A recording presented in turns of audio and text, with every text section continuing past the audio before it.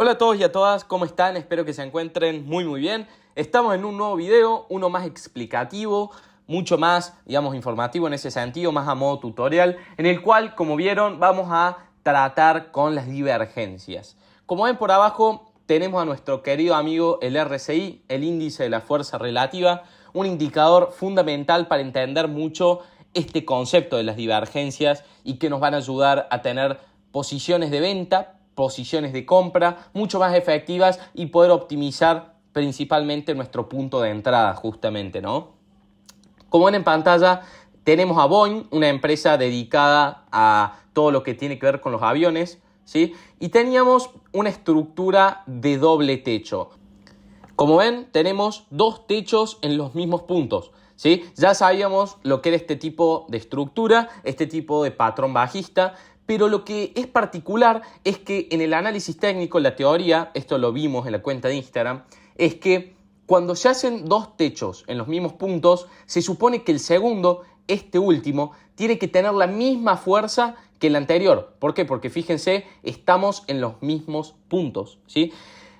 Pero cuando vamos al RSI vemos que tenemos una divergencia bajista, lo que se llama en la fuerza del movimiento. ¿Por qué? Porque tenemos techos en los mismos puntos, incluso este siendo superior por la mecha que el anterior, y tenemos, un RSI con techos descendentes. Este tipo de divergencias lo que generan, ¿sí? O lo que pueden llegar a generar es que ocurra este tipo de movimiento bajista y que nosotros podamos salir antes, haber detectado este tipo de patrón y salirnos justo a tiempo, como sería, en análisis técnico, salirnos justo a tiempo antes de comernos, fíjense, lo vemos juntos, una caída, ¿sí? De un 25% aproximadamente, ¿sí? Lo cual es bastante.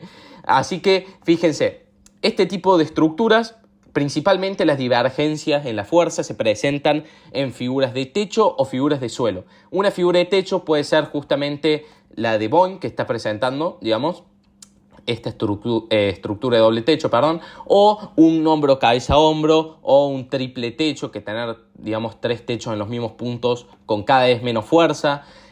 O sea, principalmente cuando subimos de manera muy explosiva, ¿sí? Fíjense, con gaps incluidos, velas de un 8%, casi 9%, o por el contrario cuando bajamos, pero eso ya lo vamos a dejar para más adelante, ¿no? Pero fíjense, estructura de doble techo, máximos en los mismos puntos, tenemos menos fuerza y esto genera una caída en la cotización del activo.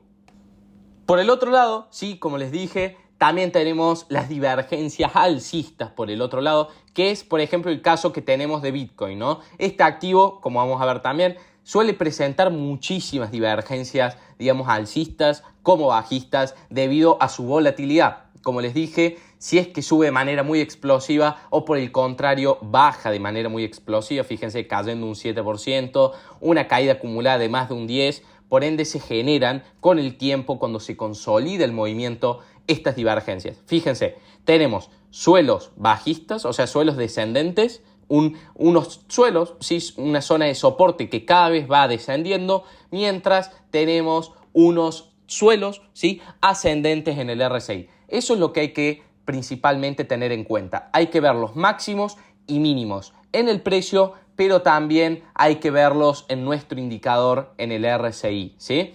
Vamos con otro ejemplo. Nuevamente tenemos a Bitcoin y fíjense esta subida que luego, fíjense, al consolidar hemos tenido este tipo de movimiento, pero fíjense que ya nos había dado una posición de entrada. ¿Por qué? Porque fíjense, teníamos un suelo que era ascendente con respecto al siguiente que había hecho, o sea, este suelo es inferior al anterior, y fíjense el RSI acá abajo, ¿sí? En el cual tenemos unos suelos ascendentes mientras el precio cae. Esto significa que hay cada vez más fuerza en el movimiento, o sea, hay interés comprador y aún así seguimos cayendo. Tenemos algo que justamente se le denomina divergencia alcista, como estamos viendo. Hay algo que justamente está divergiendo, ¿sí? Por ende, luego cuando se consolida el movimiento, incluso fíjense la subida que hemos tenido, la calculamos juntos. Fíjense, una subida de hasta un 19 casi por ciento, por lo cual es un gran movimiento, pero fíjense cómo este tipo de estructuras, este tipo de divergencias le dan al movimiento en sí fuerza para luego de consolidar tomar impulsos alcistas, ¿no?